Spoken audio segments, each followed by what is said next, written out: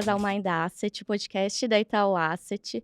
Eu sou a Clara, da equipe de comunicação, e esse é mais um episódio em vídeo. E hoje o nosso tema é criptomoedas. E não dá para a gente falar do mercado cripto em geral sem falar do Bitcoin. O Bitcoin já sobe mais de 50% nesse ano e muito se discute sobre a continuidade desse rally. E para falar desses desafios, o que a gente espera à frente, hoje eu conto com dois convidados especiais. O primeiro é o Vinícius Bazan, que é Head de Cripto da Empíricos. Bazan, seja muito bem-vindo ao Mind Asset. Obrigado pelo convite.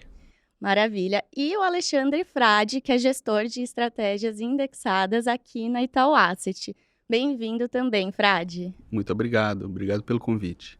Legal, então vamos começar. Eu acho que não dá para a gente negar que o investidor pessoa física tem muito interesse sobre o mercado cripto em geral. A discussão é sempre muito aquecida. Tem até um estudo recente que mostra que o número de investidores em criptomoedas já superou o número de investidores na bolsa, o que é um número bem significativo. Mas eu queria conversar com vocês primeiro sobre o ponto de vista do investidor institucional. Então, até aproveitando você aqui, Frade, eu queria que você falasse mais sobre a sua visão dentro desse aspecto, desse ponto de vista, sobre os desafios, motivações, o que o investidor institucional espera desse mercado e como ele vem se posicionando dentro de criptomoedas em geral. Tá joia. Eu acho que esse mercado é muito interessante de se conversar sobre. Ele tem uma dinâmica um pouco diferente de outras classes de ativo que são mais tradicionais ou que a gente vem trabalhando há mais tempo, né? A adoção inicial, eu acho que ela vem muito focada em indivíduos, pessoas físicas, né? Se confunde um pouco até com diversos aspectos de tecnologia, de ideologia no começo, né? Então você tem o mercado de cripto caminhando, utilizando caminhos diferentes do que as outras classes de ativos tradicionais, né? A gente enxerga o surgimento dessa classe, ou o crescimento dessa classe como algo muito interessante, né? A adoção, que inicialmente era muito nichada, eu diria, alguns pequenos grupos que faziam investimento nisso, cresceu estrondosamente, né? Ela vem rompendo alguns paradigmas até da maneira como a gente enxerga o investidor, né? Existia um certo consenso que o investidor brasileiro era avesso a risco no começo, né? Não fazia investimentos fora de renda fixa uns 10, 15 anos atrás, e isso seria em parte pelo desconhecimento ou pelo pouco apetite, pelo nível de taxa de juros, enfim. E aí veio o mercado de cripto e virou isso tudo de cabeça para baixo. Então você tem pessoas que nunca investiram na bolsa, a gente tem diversos casos de pessoas que não se sentem à vontade, por exemplo, ainda de investir em Ibovespa ou em S&P 500 e já tem uma posição de cripto, né? A maneira como a gente enxerga o nosso papel nesse mercado, ele tem muitas particularidades sobre a maneira de se investir, sobre a maneira de se custodiar os seus investimentos, sobre a maneira de estar posicionado em uma dinâmica diferente, que a gente entende que para a maioria dos investidores pessoas físicas e que a boa parte dos investidores institucionais seja um desafio novo, tá? E aí que a gente veio com a ideia de criar um ETF que facilitasse esse lado. Aqui é menos sobre convencer sobre o asset class e mais como eu consigo auxiliar tanto investidores pessoas físicas quanto investidores institucionais a conseguir obter a exposição que eles querem em cripto e não terem uma complicação a mais de, olha, como é a minha custódia, quais são os parceiros, aonde eu devia tradear? Eu estou pagando o spread correto? Eu estou tendo segurança para fazer essas operações? Volta e meia a gente tem bastante barulho na mídia sobre alguns players do segmento. O que eu preciso me preocupar aqui? Então a nossa ideia foi de lançar um produto no Bit11 que resolvesse esses aspectos para os investidores, né? Para a pessoa física torna muito mais simples e para a pessoa, assim, para os investidores institucionais, eu acho que entra numa parte até de relacionamento com custodiantes, de monitoramento das posições que fica mais próximo do que já é o dia a dia deles e demanda uma estrutura operacional e um controle menor sobre essas operações. Então, você fazendo o investimento em cripto, usando o ETF da Itaú Asset para fazê-lo, a gente acredita que a gente fez um filtro de parceiros, que a gente faz um monitoramento desse mercado que simplifica o acesso ao investimento. E essa é a nossa proposta aqui. Legal, ainda vou entrar em mais detalhes sobre o Bit11, Mas até aproveitando o Bazan aqui, dentro do seu background, você começou a investir ou começou nesse mercado lá em 2016? Estou enganada ou não? Legal. E aí eu queria saber mais sobre a sua visão em torno disso, dessa dinâmica, ainda considerando aqui, né, a entrada do investidor institucional. Como é que isso movimenta os preços e esse mercado de uma maneira geral? Eu acho que tem uma coisa curiosa do mercado de cripto, né, que é particular, que é um mercado que ele surgiu primeiro para as pessoas físicas e depois para o institucional. E normalmente a gente vê isso um pouco na ordem inversa, né? Para você investir numa empresa que hoje está na Bolsa de Valores, você muitas vezes tem uma captação privada, você tem alguns rounds ali, ou até um investimento institucional antes disso ir para a grande massa, para o varejo. E isso é muito do ethos, né, da essência de cripto, de ter nascido pela comunidade para a comunidade. Isso faz com que você tenha justamente essa natureza diferente, né, de algumas coisas que você não vê um paralelo direto com a economia né, tradicional ou com os ativos tradicionais. Mas tem um fato, né, que é inegável, que é você olhar para o mercado de cripto, e até pelo próprio surgimento do Bitcoin, ele não é um negócio tão simples de você mexer, né? Ele não surgiu dos startupeiros, das pessoas de UX, né? Ele surgiu meio dos nerds, né? Das pessoas que manjavam muito de tecnologia. Então, a funcionalidade, ela veio antes, né? A técnica, ela veio antes da experiência de usuário. Então, gradativamente, vai ficando mais simples você lidar com cripto, mas ainda é difícil, né? Eu sempre faço o paralelo de cripto com a internet. Até em questão de adoção de usuários, a gente está mais ou menos ali no final da década de 90, entre 99 e 2000. E quanto que evoluiu a internet de lá para cá? Né? Quando você pega um veículo tipo o ETF, um fundo de investimento, ele é, assim, o que o Windows 95 foi para o DOS, né? Ele dá uma camada a mais de facilidade para as pessoas poderem usar aquele negócio. Porque antes era, quando você vai na essência de cripto, é muito mais difícil, né? Tem que dar muito mais passos e por aí vai. Mas isso é uma coisa que a gente vê que o mercado está caminhando, e até quando a gente compara os próprios ciclos do Bitcoin e do restante do mercado, lá em 2017, quando a gente teve uma alta muito expressiva e depois um desaquecimento, a principal questão que, na minha visão, impedia os institucionais de entrarem era a custódia. Porque você não tinha boas soluções de custódia, você não tinha como ter a segurança de alguém ia guardar os bitcoins de uma instituição bilionária com segurança. Hoje, isso já é muito mais uma grande preocupação. Você tem bons players para fazer isso, né? Mas você ainda tem algumas questões de usabilidade, né? De como que as provas de conceito vão se transformar em produtos e serviços. Então, é algo que vai caminhando naturalmente ao longo do tempo. E gradativamente eu percebo que tanto a população mais leiga em tecnologia vai ficando mais confortável com isso, mas também o institucional vai ficando mais confortável em investir, até porque, como o histórico é muito pequeno, né, cada ano conta muito. Então você vai tendo mais segurança para olhar para isso e falar, beleza, eu entendo isso como uma nova classe de ativos, alguma forma que eu tenho aqui para conseguir analisar e me dar uma segurança para investir, nem que seja uma fatia muito pequena no meu portfólio, mas pelo menos para colocar o pé. Então é isso que eu enxergo que as instituições vão fazendo gradativamente para se expor. Uhum. Então a gente está falando aqui, né, do institucional ter gerado, né, sido impactado por essa demanda do investidor pessoa física. E para o investidor pessoa física, vocês acreditam que o principal empecilho ou o principal desafio é a operacionalização em si, é mais a questão do conhecimento, é a volatilidade do mercado? Então, eu queria que vocês listassem um pouco mais dos desafios aqui da experiência como um todo, como você colocou. Vai lá, Frade. Eu acho que os desafios para pessoa física são vários, né? E você mencionou a maioria deles. Eu acho que a questão de resolver os aspectos de custódia, de trading e de transparência, você tem uma bela solução no ETF que te simplifica isso bastante. O que eu gosto de pensar para investidores pessoa física, e você tem vários níveis de pessoa física, né? Então é difícil categorizá-los como um grupo só. Mas você tem diversos níveis de complexidade, eu entendo que as pessoas se interessem e vão se aprofundando em cada um dos temas onde elas investem e vão se sentindo eventualmente mais confortáveis. Mas a ideia da gente ter o ETF é justamente que você tenha um veículo que seja seguro, que seja prático, para que você possa ter a exposição que você quer, inclusive enquanto você ganha conhecimento sobre o assunto, né? Então, se você vai querer ter a sua exposição a Bitcoin, eu acho que é mais útil você está estudando, tentando entender qual é a dinâmica de preço dele para você saber se aumenta ou diminui a sua posição, do que você gastar muito tempo tentando entender se a sua custódia, se a sua cold wallet é a melhor que existe, se você está fazendo o que deveria. Então eu acho que aqui a palavra do ETF de Bitcoin é acesso. Como simplificar o acesso?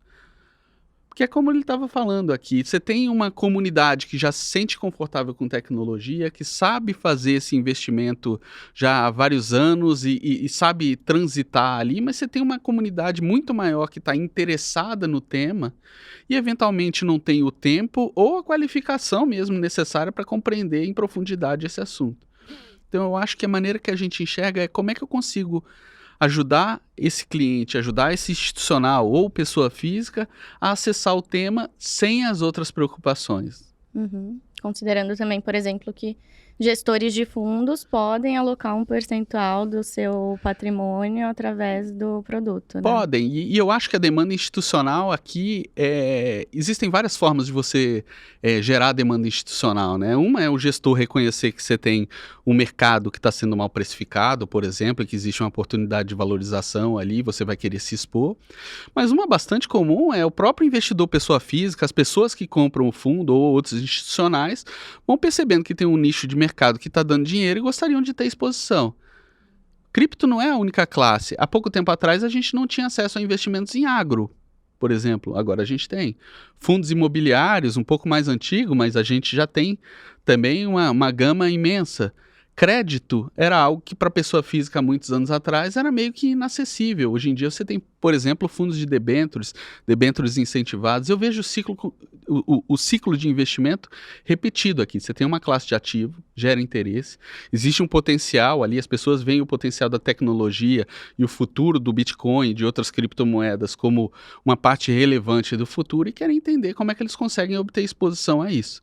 Né? Então aqui eu acho que tem um caso onde os investidores institucionais estão reagindo a isso. Agora, no Brasil ou no exterior, o investidor institucional tem um compromisso com o cliente que tem um peso diferente do investidor pessoa física. Você tem reguladores, você tem custodiantes, você tem um cotista para prestar contas. Então tudo que você faz nesse nicho precisa ser muito melhor embasado, mais seguro, mais repetitivo, tá? E ter mais escala.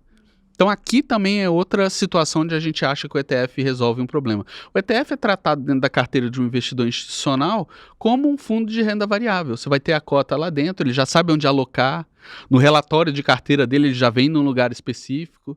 Você não vai precisar criar uma tecnologia para isso. Você já tem uma esteira de liquidação que usa a mesma esteira de liquidação de renda variável da B3. Então você consegue ali também ter um instrumento que você entende como vai ser o fluxo financeiro. Eu vou dar o dinheiro em troca de uma cota que eu recebo. Dar dinheiro em troca de cota é algo muito natural que acontece em várias classes de ativo.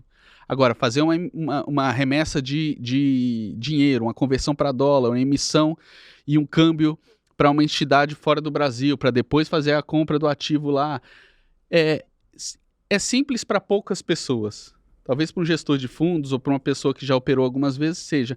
Mas para o investidor pessoas físicas, às vezes é um degrau grande demais. Uhum. Então é aqui que a gente acha que tem espaço para simplificar, né? Sem dúvidas. Acho que também tem muito a questão do medo da pessoa física. Perdi meus bitcoins, e agora, né? Como que essa dúvida, esse desconforto também chega para vocês, Bazan? Eu continuo achando que custódia é o principal calo, assim, das pessoas. Porque, por exemplo, volatilidade, na verdade, eu entendo que é algo que chama atenção, né, atrai as pessoas para a classe de ativo, depois talvez até assuste quando ela vê a realidade da volatilidade. Mas o fato de ser um ativo que ele tem um potencial um pouco mais exponencial do que ativos mais tradicionais e maiores, isso é um fator de atração das pessoas para o mercado, até pelo efeito novidade. Mas a custódia realmente é o que eu mais escuto como uma dificuldade, né? Porque normalmente a pessoa, e aqui falando bem do varejo, a pessoa que vai investir em cripto, ela não quer se preocupar com a custódia. Então, a gente vai falar, beleza, você quer comprar uma cripto um pouco mais específica que não tenha via um ETF, por exemplo, você vai abrir uma conta numa exchange. E o que a pessoa quer é deixar esse dinheiro lá na exchange. Só que, eventualmente, o tipo de ativo que você vai comprar, né, e a exchange onde você está operando, que às vezes é fora do Brasil, eu não boto minha mão no fogo que você deveria deixar isso lá parado. Então, eu vou falar para a pessoa justamente, eu acho que você deveria criar uma wallet e fazer sua própria custódia. Mas não é um negócio tão simples, né? Tá melhorando, já foi muito pior, mas você não faz isso com as suas ações. Então, assim, simplesmente é um passo a mais. Então, sempre a pessoa fica naquele dilema. Será que eu gasto mais energia, aprendo a fazer a custódia, vou fazer a minha própria custódia ou poderia deixar na plataforma?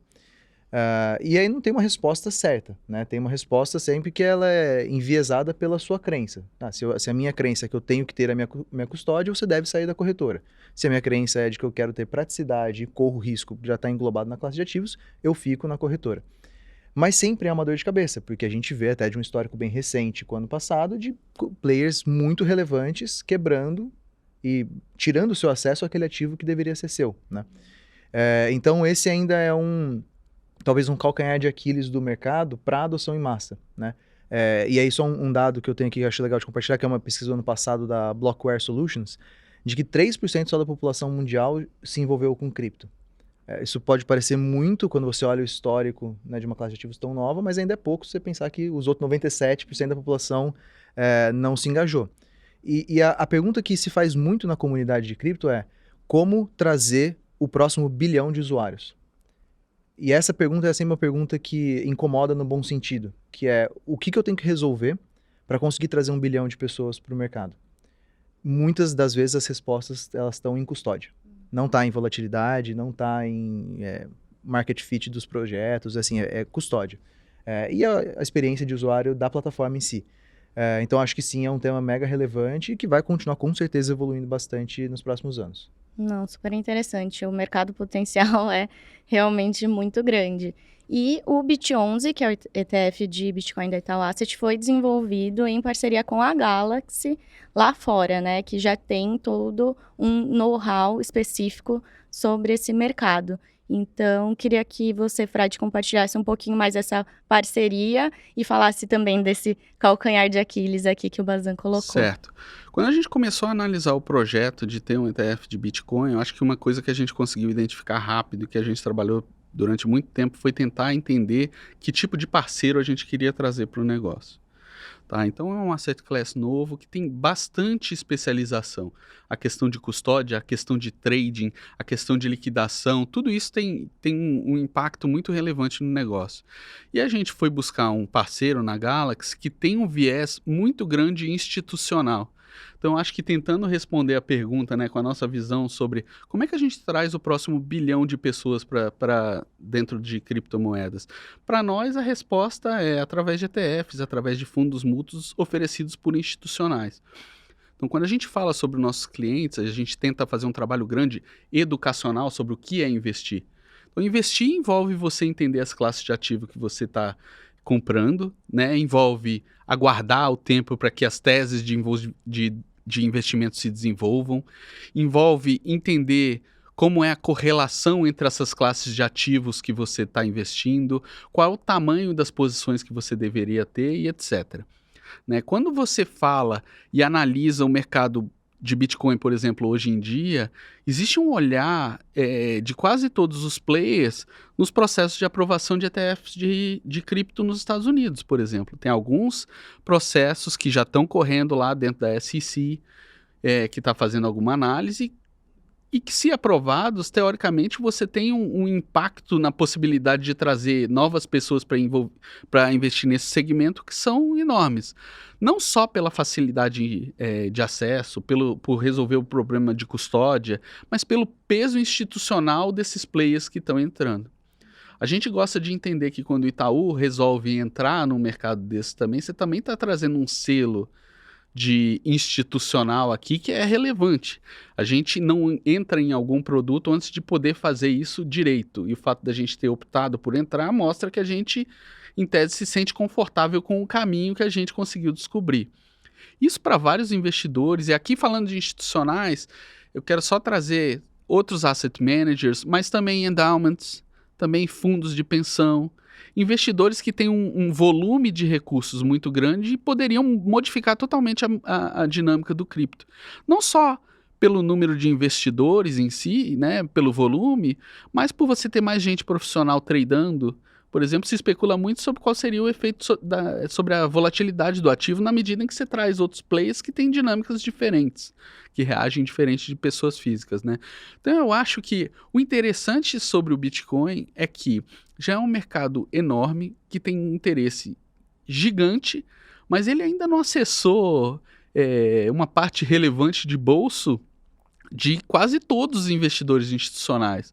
Então, me parece que, apesar do que aconteceu até agora ter sido muito interessante, provavelmente o que está no futuro seja mais interessante do que o que já aconteceu, né?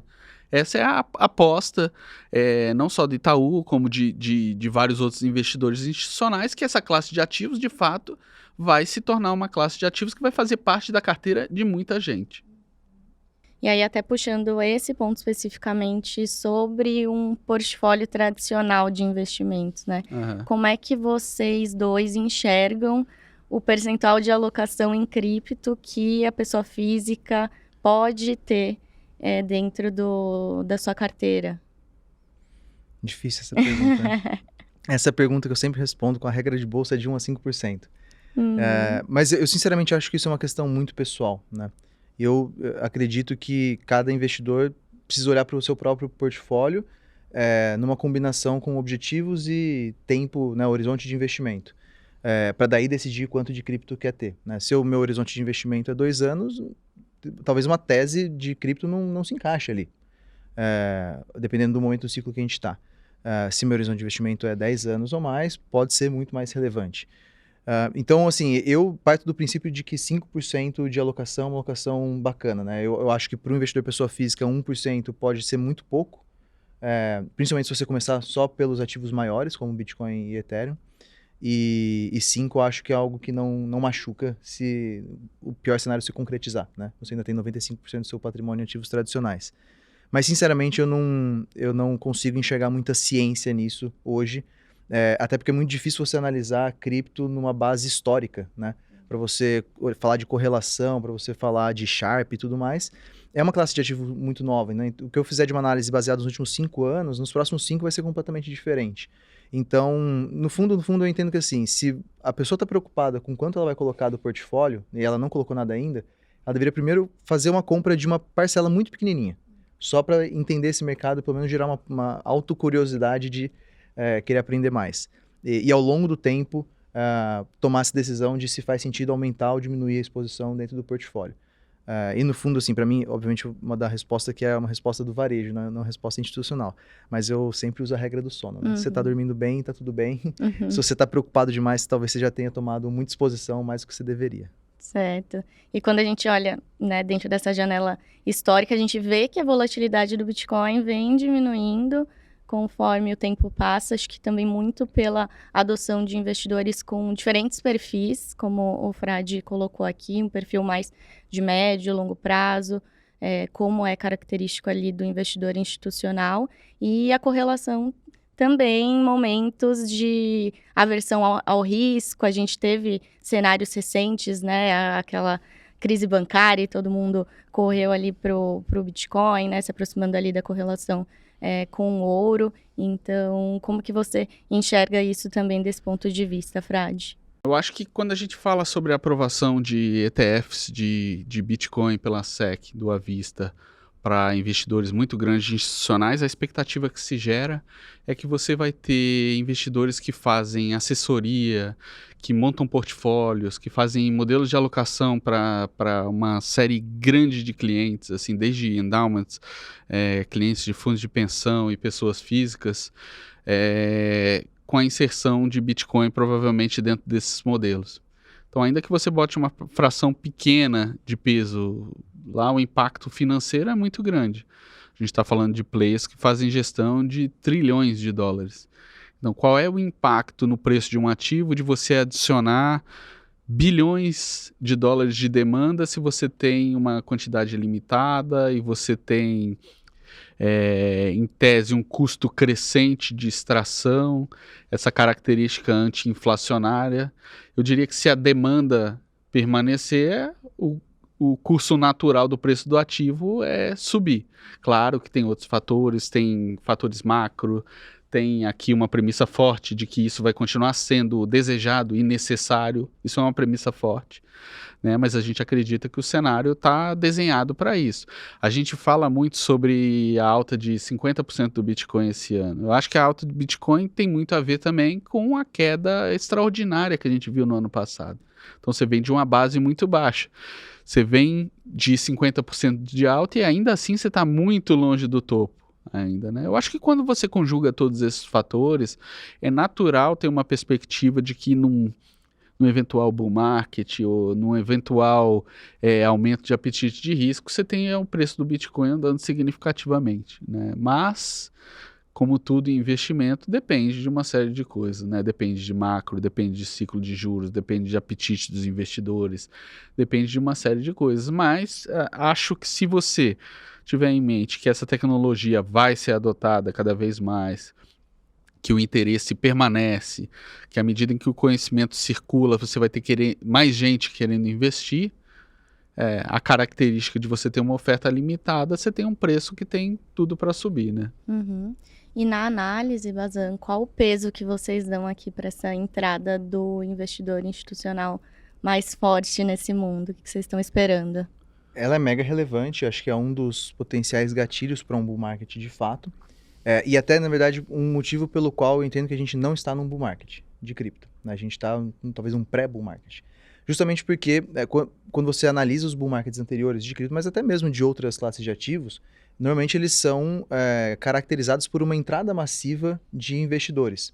E quando a gente olha os próprios dados on-chain que eu estava falando, você tem hoje uma predominância ainda de poucos investidores comparados com ciclos passados, né, de alta, mas investidores que têm um apreço maior pela tese, né, que são investidores que têm uma tendência estatística de segurar aquele ativo por períodos mais prolongados em vez de só vender. Então hoje, o que o bear market do ano passado fez? Ele fez uma transição de especuladores para investidores com foco de longo prazo. Então hoje 75% de todos os bitcoins disponíveis em circulação estão nas mãos de investidores com foco de longo prazo, que são investidores que tradicionalmente não vendem, né, por qualquer alta. Tanto que, apesar da alta de 50%, esse número cresceu, né, de investidores com foco de longo prazo detendo as moedas. E aí isso joga muito nesse sentido do bull market, no sentido de eu posso ter duas vias, né? Uma que é a entrada dos especuladores de varejo, né? Então os movimentos de massa, né, de pessoas entrando, muita gente tentando passar uma porta estreita de uma vez só, isso acaba levando os preços para cima. Ou, né, se eu tiver uma piscina com vários peixinhos é uma coisa, se eu enfiar uma baleia lá dentro é outra, né? E as grandes instituições são grandes baleias do mercado. Então eu entendo que se uma gestora de $1 trilhão, um institucional de vários bilhões de dólares, decide colocar uma pequena fração, mesmo que seja muito pequenininha, do capital dentro desse mercado, e você tem uma escassez, já pela natureza do ativo, que é potencializada pelo fato de que, na verdade, só um quarto dos ativos estão meio líquidos no mercado, eu entendo que é uma combinação muito simples de você tem muito mais demanda do que você tem de oferta, isso deveria jogar os preços lá para cima. Tanto é que alguns analistas olham uma projeção de Bitcoin a 100 mil, 150 mil dólares, se de fato a gente tiver essa aprovação e ela destravar uma entrada de fluxo relevante. E um paralelo que se faz, que circulou muito aí nos twitters da vida, foi justamente o efeito da aprovação do primeiro ETF de ouro sobre o preço do ouro. Né? O ouro nos anos seguintes ali subiu quase 500%, tem uma série de fatores obviamente envolvidos, mas em parte pelo maior acesso de investidores àquele ativo. Né? Então, tudo leva a crer que a história, pelo menos, ela seria parecida para o Bitcoin. Né? Um ativo que ainda tem uma predominância pequena de institucionais ali no mercado, e que você tem uma demanda represada, né? Que esse tipo de veículo nos Estados Unidos, que é o maior mercado financeiro que a gente tem, teria um impacto muito positivo nos preços. Uhum. Então, acho que a gente encerra o episódio assim com essa perspectiva favorável, né? A gente tocou em vários pontos importantes aqui, então só tenho a agradecer por vocês terem topado esse episódio. Obrigada, Bazan. Eu que agradeço. Fique à vontade para voltar novamente também. E, Prade, como sempre, obrigada também. Obrigado, é um prazer estar aqui. Podem chamar sempre. Maravilha. Então, recados finais para você, nosso ouvinte e telespectador também. Se você quer saber mais sobre o Bit11, basta acessar o link da descrição do episódio e a gente se vê na próxima edição.